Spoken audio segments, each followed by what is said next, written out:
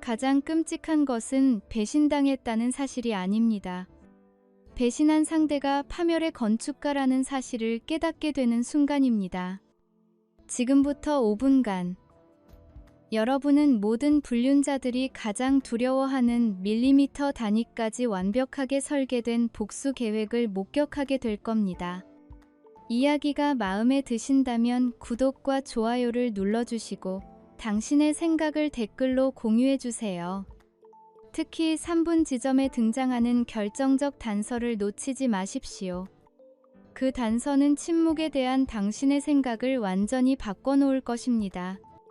이야기의 무대는 부산 해운대의 스카이라인과 밤이면 보석처럼 빛나는 광안대교가 한눈에 들어오는 최고급 펜트하우스입니다. 이곳엔 모두가 부러워하는 완벽한 부부가 살고 있었죠. 한치의 오차도 용납하지 않는 세심함으로 젊은 나이에 업계 최고의 자리에 오른 건축가 강지훈, 그리고 그의 곁을 지키는 아름답고 유능한 아내, 국내 최고급 호텔 체인의 홍보 전문가 윤서아. 이들은 사교계 잡지에 가장 이상적인 커플로 소개될 만큼 모든 것을 다 가진 것처럼 보였습니다. 그들이 주최하는 파티는 늘 화제의 중심이었고 그들의 삶은 잘 지어진 건축물처럼 견고하고 아름다웠습니다. 하지만 그 완벽한 외관 뒤에는 누구도 눈치채지 못한 깊은 균열이 숨겨져 있었습니다. 아내를 향해 부드러운 미소를 짓는 강지훈의 머릿속에는 또 다른 설계도가 그려지고 있었습니다. 그것은 새로운 건물을 위한 청사진이 아니었습니다. 건축가로서 그는 알고 있었습니다. 가장 완벽한 파괴는 건물의 가장 약한 지점, 바로 기초부터 무너뜨리는 것이라는 걸. 그의 계획은 단순한 복수가 아니었습니다. 아내의 인생이라는 건축물을 지탱하는 모든 기둥들, 그녀의 커리어, 사회적 평판, 인간관계, 그리고 마지막 자존심까지 그 모든 것을 송두리째 무너뜨릴 잔혹한 붕괴의 설계도였죠. 그의 다정함은 복수를 위한 위장이었고 그의 침묵은 복수를 벼리는 차가운 칼날이었습니다. 한 남자의 침묵은 어디까지 잔혹해질 수 있을까요? 이 질문의 답을 우리는 곧 알게 될 겁니다. 모든 것은 아주 사소한 디테일에서 시작됐습니다. 서아가 힘든 출장이라 말했던 곳에서 돌아온 어느 날 밤, 지훈은 평소처럼 따뜻하게 그녀를 맞이했습니다. 그의 품에 안기는 서아의 머리칼에서는 낯선 향수 냄새가 희미하게 풍겼습니다. 하지만 결정적인 것은 그게 아니었죠. 그녀를 끌어안았던 자신의 하얀 셔츠 깃에서 그는 낯선 흔적을 발견합니다. 아내의 것이 아닌 선명하고 도발적인 핏빛의 립스틱 자국을. 지훈의 표정은 변하지 않았습니다. 심장 소리조차 평소와 같았죠. 하지만 그의 머릿속에서는 이미 첫 번째 도면이 펼쳐지고 있었습니다.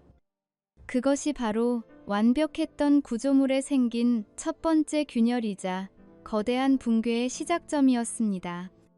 그 붉은 립스틱 자국은 단순한 얼룩이 아니었습니다. 그것은 강지훈의 완벽했던 세계에 던져진 선전포고이자 그의 안에 잠들어 있던 또 다른 건축가를 깨우는 신호탄이었습니다. 며칠 뒤 서아의 카드 명세서가 집으로 도착했습니다. 지훈은 명세서를 훑어보다 한 항목에서 눈을 떼지 못했습니다. 서아가 서울로 출장을 갔다고 말한 그날, 부산기장에 위치한 최고급 프렌치 레스토랑에서 두 사람분의 와인 페어링 코스가 결제된 내역이었죠. 그날 저녁, 지훈은 아무것도 모른다는 듯 평소와 같은 미소로 서아를 맞이했습니다. 그의 손에는 구겨진 영수증이 차갑게 쥐어져 있었습니다. 출장은 어땠어? 많이 피곤했지? 클라이언트는 마음에 들어 하셔? 응, 그럼. 아주 성공적이었어. 덕분에 큰 계약을 따낼 수 있을 것 같아. 정말 정신없이 바빴다니까. 서울은 너무 복잡해. 서아는 능숙하게 거짓말을 늘어놓았습니다. 그녀의 목소리에는 어떤 흔들림도 없었죠. 하지만 그녀는 몰랐습니다. 맞은편에 앉은 남편이 더 이상 그녀의 사랑스러운 남편이 아니라 그녀의 모든 거짓말을 데이터로 수집하는 냉정한 분석가라는 사실을. 지훈은 탐정을 고용하지 않았습니다. 그는 자신의 가장 큰 무기가 바로 자기 자신이라는 것을 알고 있었죠. 건축가로서의 그의 집요함, 디테일을 놓치지 않는 관찰력, 그리고 모든 변수를 계산하는 치밀함. 그는 이 모든 것을 아내의 불륜을 증명하는 데 쏟아붓기 시작했습니다. 이것은 그에게 있어 또 하나의 건축 프로젝트였습니다. 거짓으로 쌓아 올린 아내의 세계를 해체하고 그 잔해 위에 진실이라는 이름의 기념비를 세우는 프로젝트. 첫 번째 발견은 그녀의 드레스룸에서 나왔습니다. 매달 초, 서아는 자신에게 주는 선물이라며 에르메스 한정판 실크 스카프를 하나씩 사오곤 했습니다. 그녀의 옷장에는 형형색색의 에르메스 오렌지 박스가 탑처럼 쌓여 있었죠. 자기야, 나 이거 샀어. 너무 예쁘지 않아? 한 달 동안 열심히 일한 나를 위한 작은 사치야. 당신한테 잘 어울리네. 예쁘다. 지우는 그저 미소 지으며 칭찬했지만 그의 머릿속은 복잡하게 돌아가고 있었습니다. 그는 이미 그녀의 모든 카드 내역을 확인한 뒤였죠. 스카프가 결제된 내역은 어디에도 없었습니다. 누군가 그녀에게 매달 값비싼 선물을 보내고 있었던 겁니다. 그 선물은 애정의 표시이자 동시에 그들의 비밀스러운 관계를 증명하는 물증이었습니다. 지우는 그 스카프들을 하나하나 사진으로 찍어 날짜와 함께 기록했습니다. 마치 건물의 자재 명세서를 작성하듯 그는 그녀의 거짓말을 꼼꼼하게 목록으로 만들었습니다. 증거는 그렇게 조용히 그리고 체계적으로 쌓여가고 있었습니다. 며칠 후 그는 서아가 잠든 틈을 타 그녀의 차로 향했습니다. 그는 차의 내비게이션 시스템에 눈에 띄지 않는 추적 프로그램을 설치했습니다. 한치의 오차도 없이 건물의 구조를 설계하던 그의 손길은 이제 아내의 동선을 파악하기 위한 시스템을 구축하고 있었죠. 그의 서재에 있는 대형 모니터에는 복잡한 건축 도면 대신 부산 시내 지도가 펼쳐졌고 그 위로 서아의 차량 위치를 나타내는 작은 점이 실시간으로 움직였습니다. 그녀의 거짓말은 이제 선명한 궤적으로 기록되기 시작했습니다. 회의, 회식, 출장이라는 이름 아래 그 점은 호텔, 고급 레스토랑, 그리고 낯선 오피스텔을 정기적으로 맴돌았습니다. 그리고 운명의 날이 왔습니다. 서아는 회사 워크숍 때문에 1박 2일로 강원도로 자리를 비운다고 말했습니다. 그녀는 전날 밤 지훈을 위해 정성껏 저녁을 차려주며 아쉬운 표정을 지었죠. 자기야, 나 내일 워크숍 때문에 하루 자고 와야 해. 혼자 저녁 먹게 해서 미안해. 괜찮아. 일인데 어쩔 수 없지. 조심해서 잘 다녀와. 다음 날 아침 그녀의 차를 나타내는 점은 강원도가 아닌 해운대에서 조금 떨어진 한적한 바닷가의 부티크 호텔로 향하고 있었습니다. 지우는 자신의 차에 올라탔습니다. 분노나 슬픔은 느껴지지 않았습니다. 그는 마치 설계의 마지막 단계를 확인하러 가는 현장 감독처럼 침착했죠. 호텔 주차장에 차를 세운 채 그는 몇 시간을 기다렸습니다. 차 안에서 그는 노트북으로 건축 도면을 수정했습니다. 마치 아무 일도 없다는 듯이. 마침내 호텔 로비에서 두 사람이 모습을 드러냈습니다. 아내 윤서아 그리고 그녀의 상사이자 호텔 체인의 총괄 이사인 최민준. 서아는 최민준의 팔에 다정하게 팔짱을 끼고 있었고 두 사람은 세상 누구보다 행복한 연인처럼 웃고 있었습니다. 지훈은 망원 렌즈를 꺼내 들었습니다. 떨리지 않는 손으로 초점을 맞추고 셔터를 눌렀습니다. 찰칵 찰칵 찰칵. 셔터 소리가 차 안의 정막을 깼습니다. 카메라의 작은 액정 화면에 한 장의 사진이 떠올랐습니다. 그 사진을 바라보는 지훈의 눈에는 뜨거운 분노가 아닌 차가운 확신만이 가득했습니다. 설계도에 그려진 구조물의 치명적인 결함이 마침내 그의 눈앞에서 증명된 순간이었습니다.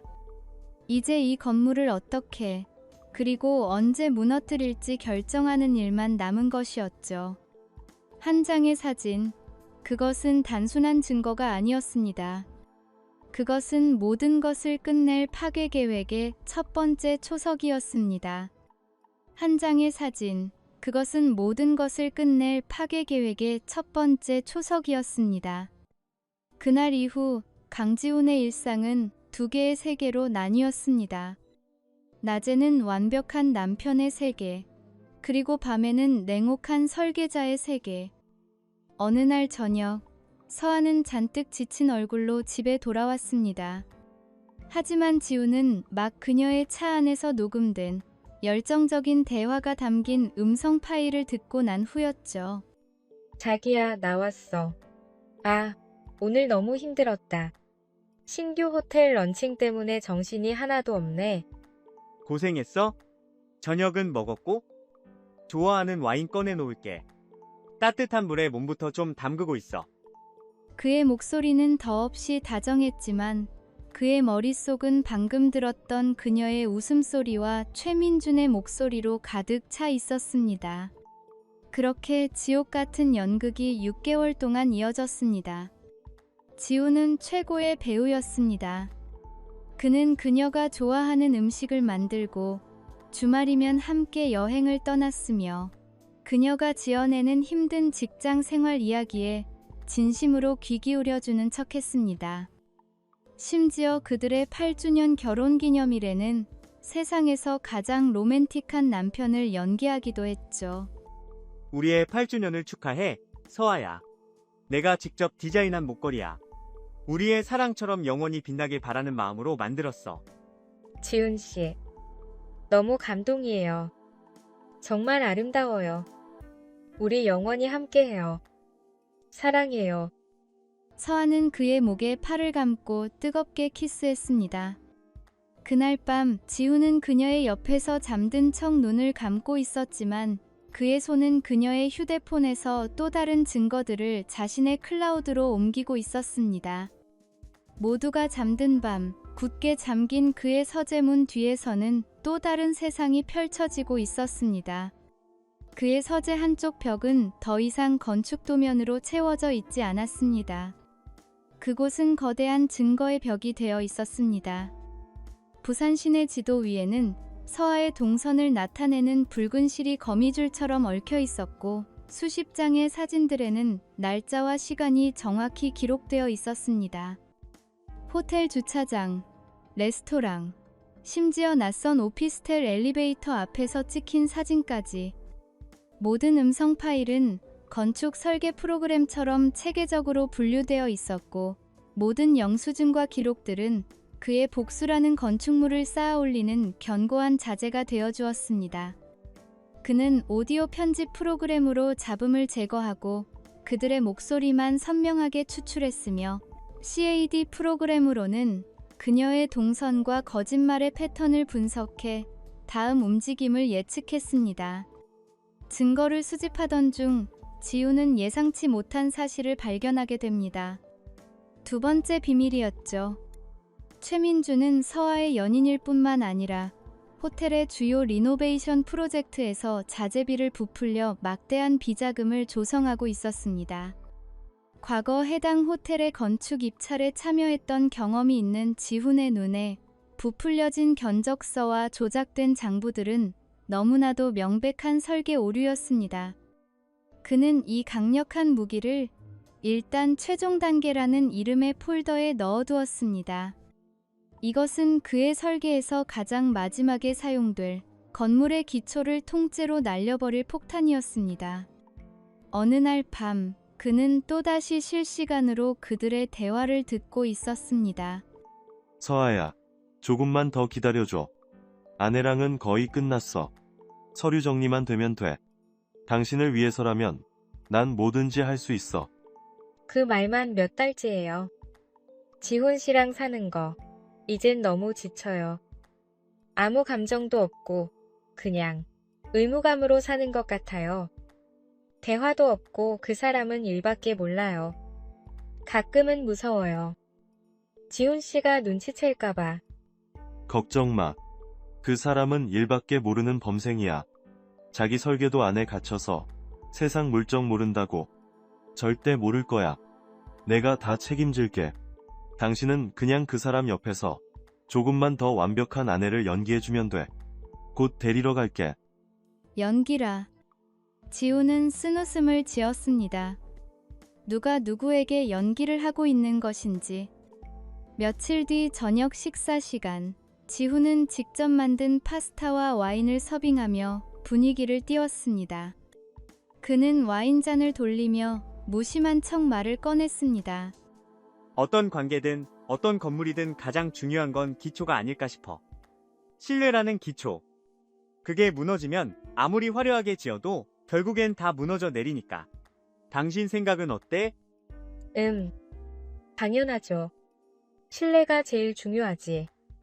얼마 전에 라메르 레스토랑 평이 좋던데 해산물이 그렇게 신선하다며?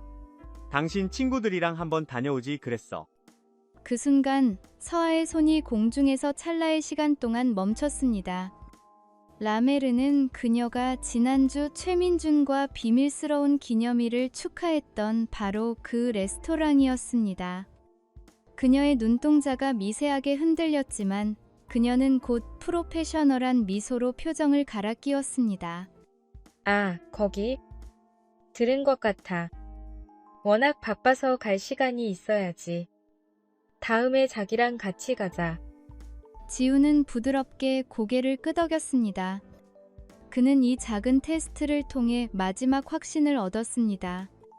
그녀는 완벽한 거짓말쟁이라는 것을. 그리고 일주일 후 그의 인내심을 끊어버리는 마지막 통화가 녹음되었습니다. 민준 씨, 나 더는 못하겠어요. 오늘 밤에 지훈 씨한테 이혼하자고 말할 거예요. 우리 관계, 이제 그 사람한테 끝났다고 말할 거라고요. 지우는 헤드폰을 벗었습니다. 그리고 증거의 벽을 조용히 바라보았습니다. 그의 얼굴에는 슬픔도 분노도 없었습니다. 오직 차갑게 굳어버린 돌 같은 눈빛만이 존재할 뿐이었습니다. 6개월간의 긴 연극이 끝났습니다. 이제 설계도에 마침표를 찍고 철거를 시작할 시간이었습니다. 그리고 그는 철거의 날짜로 아주 특별한 날을 선택했습니다. 바로 그녀의 35번째 생일이었습니다. 6개월간의 긴 연극이 끝났습니다.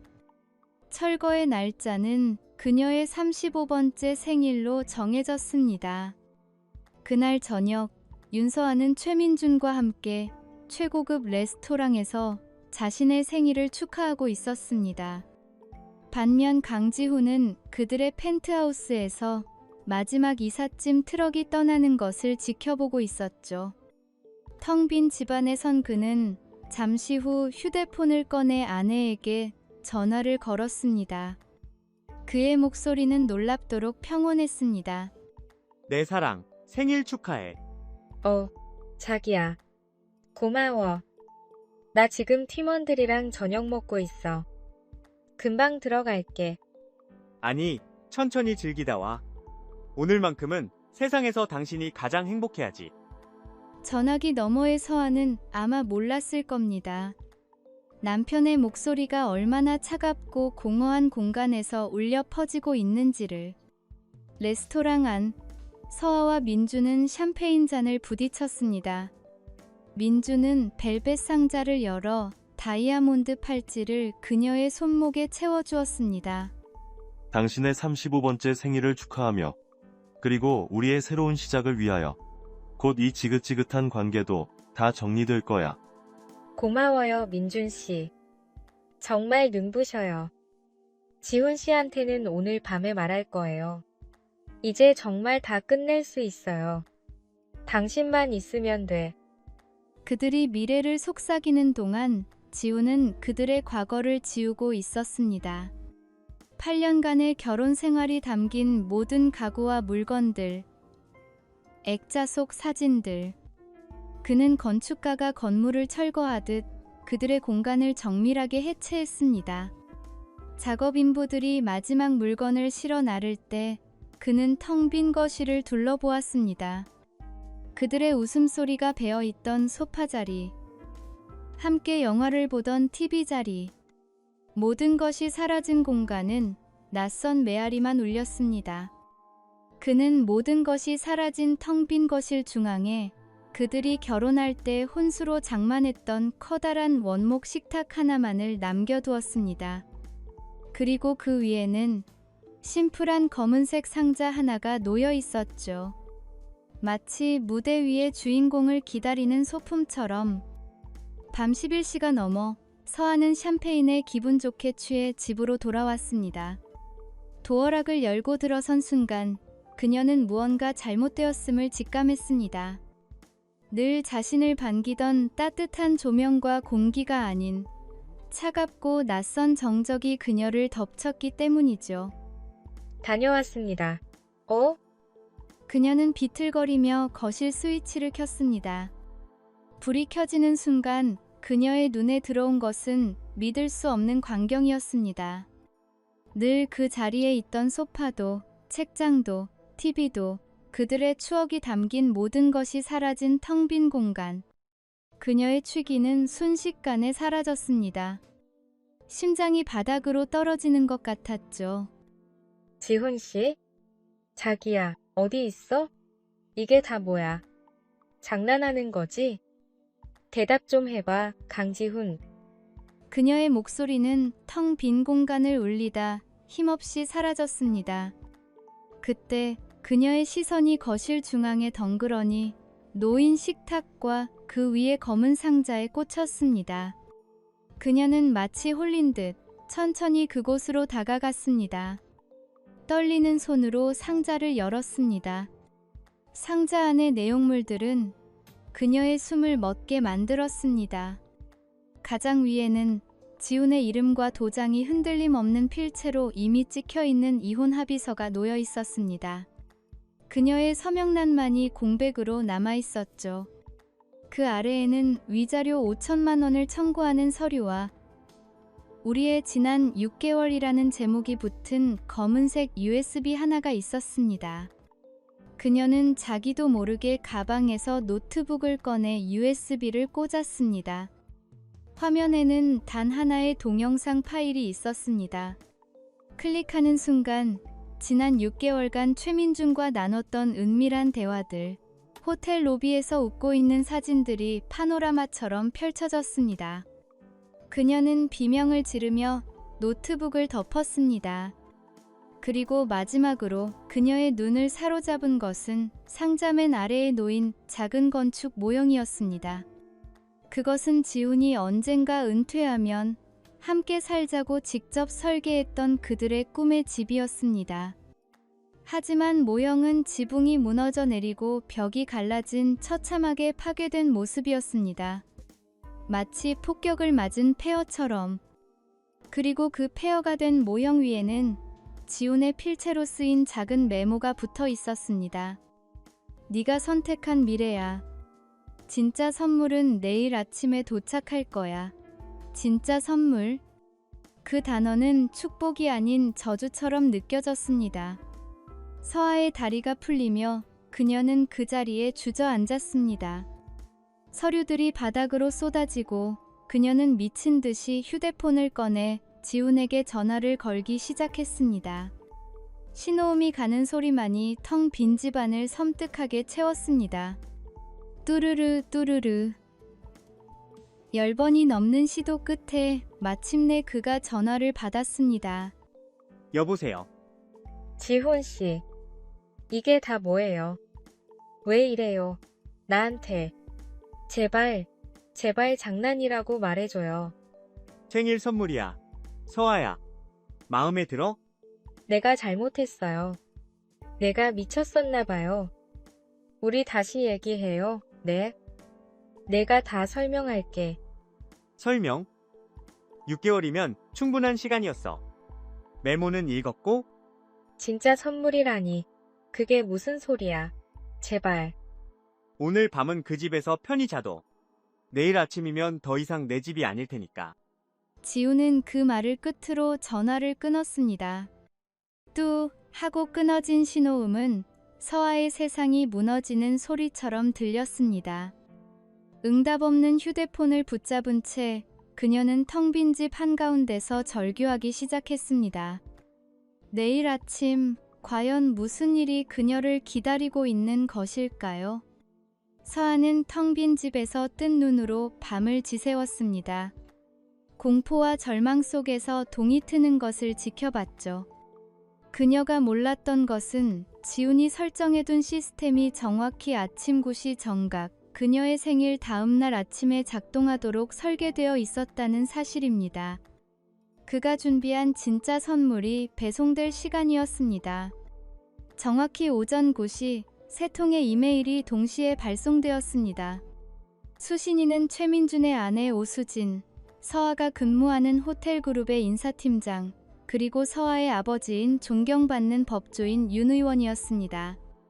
이메일의 제목은 간결하고 파괴적이었습니다. 최민준 이사의 부적절한 관계 및 횡령 혐의에 대한 보고서. 첨부 파일에는 지난 6개월간 지훈이 수집한 모든 사진과 녹취록, 그리고 최민준의 비리 증거 자료가 건축 설계도처럼 한치의 오차도 없이 일목요연하게 정리되어 있었습니다. 파멸의 교양곡이 시작된 것입니다.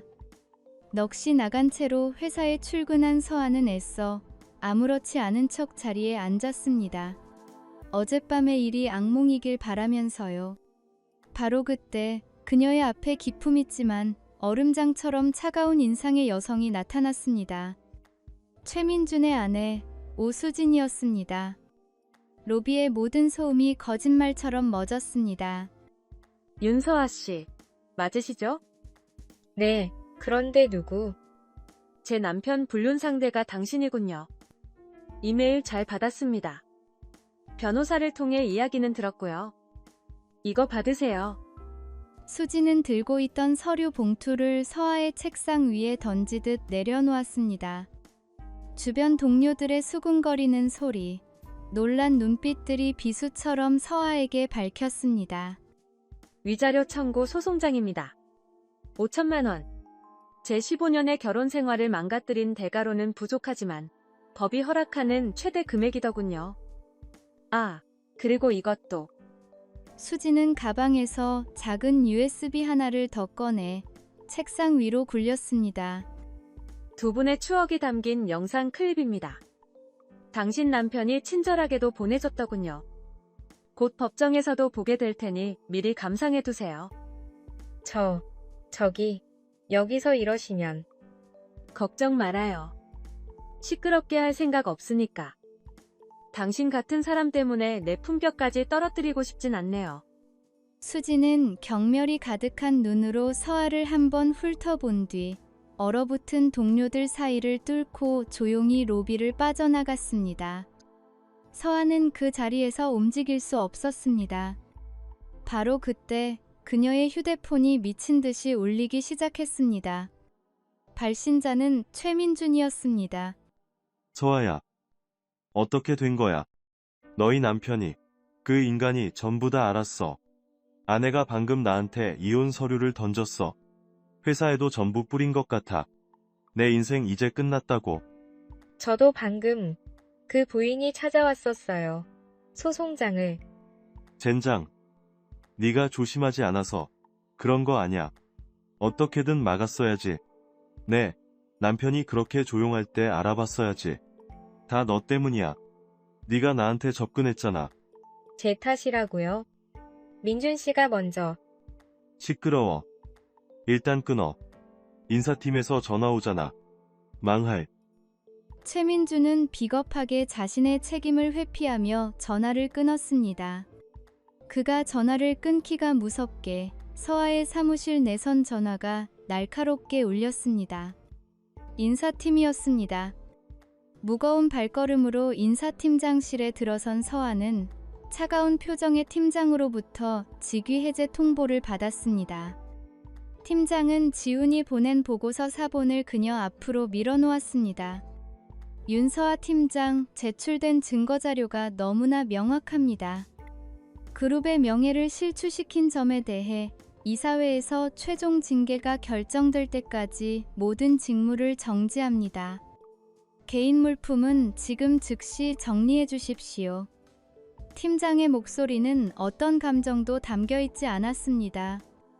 멍하니 사무실로 돌아온 서아의 휴대폰이 다시 울렸습니다. 발신자는 엄마였습니다. 그녀는 떨리는 손으로 전화를 받았습니다. 전화기 너머로 어머니의 절규가 터져 나왔습니다. 서아야, 너 무슨 짓을 하고 다닌 거야? 내 아빠가 쓰러지셨어. 내 남편놈이 보낸 이메일 읽고 심장마비로 지금 응급실이야. 엄마, 아빠가. 왜? 아니야, 그럴 리가 없어. 이 망하려나. 우리 집안 얼굴에 똥칠을 해도 유분수지. 평생을 법조인으로 명예롭게 살아온 내 아빠 얼굴을 어떻게 들고 다니라고 이래. 당장 병원으로 와. 아니, 오지 마. 내 얼굴 볼 자신 없어. 넌 이제 내 딸도 아니야. 전화가 끊겼습니다. 서아의 손에서 휴대폰이 힘없이 미끄러져 바닥에 떨어졌습니다. 위자료 소송, 직위 해제, 그리고 아버지의 소식까지. 그녀가 그토록 지키고 싶었던 모든 것이 단 몇 시간 만에 무너져 내렸습니다. 그녀는 텅 빈 사무실 바닥에 그대로 주저앉았습니다. 주변의 수군거림이 마치 이명처럼 귓가를 맴돌았습니다. 불과 몇 시간 만에 그녀가 공들여 쌓아 올린 세상 전체가 잿더미로 변했습니다. 그리고 이것은 이제 시작에 불과했습니다. 1년 후 서울의 한 허름한 식당. 고된 노동으로 거칠어진 손, 피곤에 깊게 팬 눈가의 한 여자가 묵묵히 테이블을 닦고 있었습니다. 화려했던 호텔리어 윤서아의 모습은 어디에도 찾아볼 수 없었죠. 그녀의 삶은 완벽하게 무너져 내렸습니다. 낮에는 식당, 밤에는 편의점, 새벽에는 빌딩 청소. 하루 3개의 일을 하며 손에 쥐는 돈은 2개의 위자료와 사채 빚의 이자를 감당하기에도 턱없이 부족했습니다. 그녀를 나락으로 이끌었던 최민주는 횡령 혐의로 구속된 후 출소하고 나서는 흔적도 없이 사라졌습니다. 그녀가 돌아갈 곳은 곰팡내가 나는 축축한 반지하 방뿐이었습니다. 예전의 그녀라면 상상조차 할 수 없었던 삶. 그녀의 곁에는 사회적 고립과 지독한 후회, 그리고 끝없는 빚만이 남았습니다. 그러던 어느 날 식당에서 잠시 쉬던 그녀의 눈에 손님이 두고 간 잡지 하나가 들어왔습니다. 건축 전문 잡지였죠. 무심코 표지를 넘기던 그녀의 손이 그대로 멈췄습니다. 표지에는 올해의 건축가 대상을 수상한 강지훈의 사진이 실려 있었습니다. 그는 예전보다 훨씬 편안하고 단단해 보이는 미소를 짓고 있었죠. 그리고 그의 곁에는 따뜻하고 진실한 눈빛을 가진 한 여자가 함께 웃고 있었습니다. 폐허를 딛고 일어선 재건의 미학이라는 헤드라인이 그녀의 가슴을 찔렀습니다. 서아는 울지 않았습니다. 눈물조차 메말라버린 그녀의 가슴에는 거대한 공허함만이 남았죠. 그녀는 거칠어진 손가락으로 잡지 위 행복하게 웃고 있는 지훈의 얼굴을 천천히 쓸어보았습니다. 그리고 그 순간 비로소 깨달았습니다. 지훈의 복수는 단순히 그녀를 파괴하기 위한 것이 아니었다는 것을. 그것은 부실공사로 오염된 부지를 완전히 철거하고 그 위에 새로운 삶을 재건하기 위한 과정이었다는 것을. 그는 그녀의 세계를 무너뜨림으로써 자기 자신의 세계를 구원했던 겁니다. 그녀가 버린 행복을 그는 다른 사람과 함께 다시 견고하게 쌓아 올리고 있었습니다. 때로는 침묵이 용서가 아님을 알아야 합니다. 그것은 결함이 있는 설계도를 앞에 둔 건축가의 고요함일 수 있습니다. 어떻게 가장 효율적으로 해체하고 어느 지점을 무너뜨려야 완벽하게 제거할 수 있을지 측정하고 계산하고 설계하는 시간인 것이죠. 한 사람의 인생을 무너뜨린 한 남자의 침묵은 결국 파괴로 끝나는 것이 아니라 남겨진 자의 새로운 삶을 위한 완벽한 초석을 다지는 일이었습니다. 강지훈의 복수, 여러분은 어떻게 생각하십니까? 이것은 배신에 대한 정당한 심판이었을까요? 아니면 한 인간이 다른 인간에게 가하기엔 너무나도 잔혹한 형벌이었을까요? 여러분의 판결을 댓글로 남겨주십시오. 오늘 이야기가 당신의 마음에 깊은 울림을 주었다면 구독과 좋아요를 통해 저희에게 알려주세요. 여러분의 참여가 저희를 계속 나아가게 합니다.